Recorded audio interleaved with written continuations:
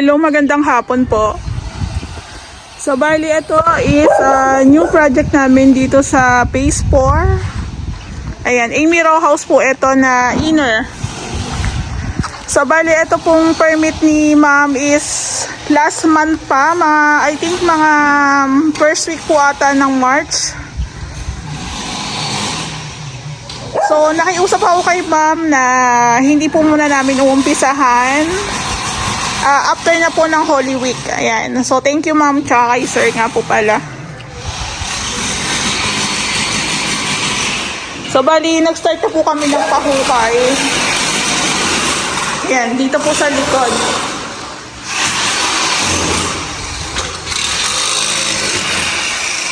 Ayan. Sama nyo na to.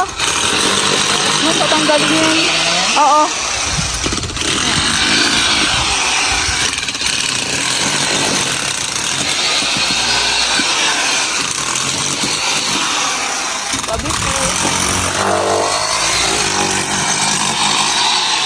So, buti na nga lang po is wala pa doon, wala pa dito, kaya makakatrabaho kami ng maluwag, ng maayos.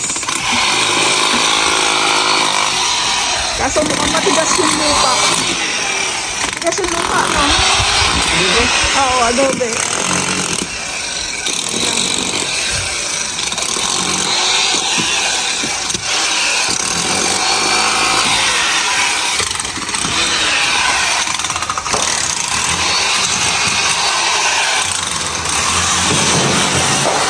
So, bali ito po, pinauna po muna namin yung likod, tsaka itong harap. Ayan, pwede na natin yan pahukayan sa pinaka-harap ni sir, pinaka-extension. So, bali ito pong unit nila, is tatanggalin din po natin itong kisame, then lalagyan din po natin ng PVC panels. Tapos ito nga po, kaya din po namin naayusin itong pinakakisame. Kung makakapansin nyo, ayan o.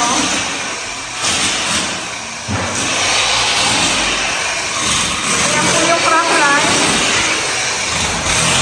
Ayan, dito. Ayan, kitang-kita na po yung mga crack lines.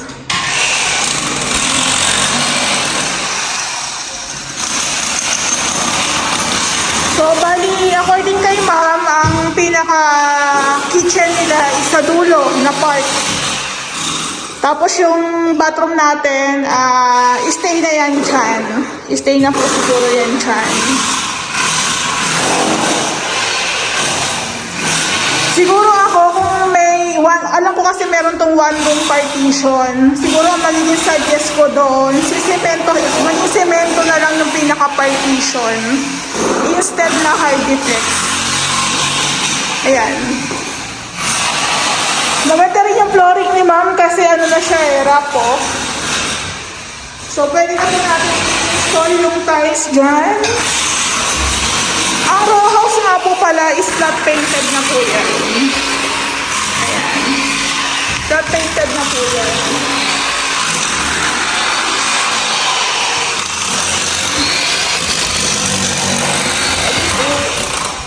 Ito po yung bathroom nila. Ito, medyo maliit lang ang bathroom, pero okay na. Ang bathroom naman hindi naman kailangan sobrang laki. Lalo na kung ganito lang yung unit natin, medyo maliit lang. Siguro okay na. Ayan. Pati rin po ito, oh.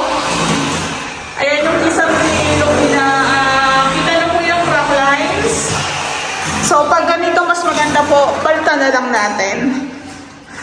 Tsaka, yun nga po, ang pinaka-kisame kasi ni Lumina is hindi pantay. Naka-islan siya ng konti.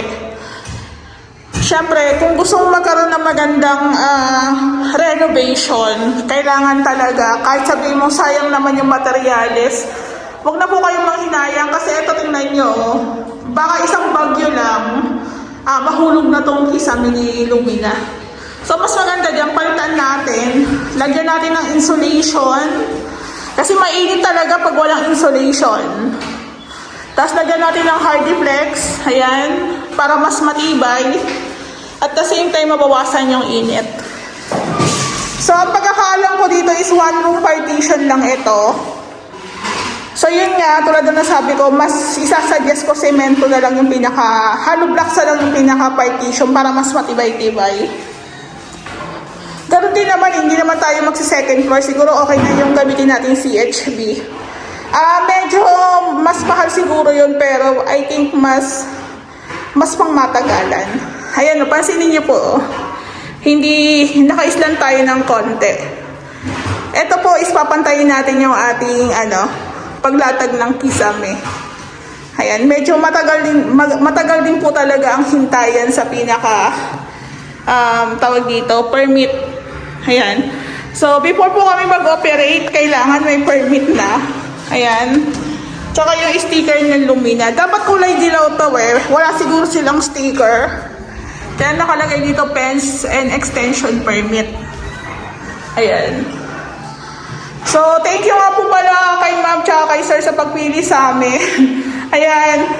Sana, ayan, ang request ko lang is maging maayos, smooth lang yung ating transaction. Ang kailangan lang po namin is yung inyong cooperation, ang inyong instruction, ang inyong design, tapos kami na pong bahala sa execution. Ayan, para tuloy-tuloy po yung gawa natin. So, bali yung unit po di ma'am, na-orderan ko na rin po ito ng PVC roof para sa harap. Waiting na lang sa deliver, baka bukas, dyan na.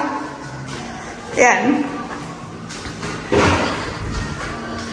So, yung mga laman po ng bathroom nila, is kukunin na lang daw nila sa office kasi meron naman sila. Pero depende pa rin sa may-ari, baka bumili na lang sila.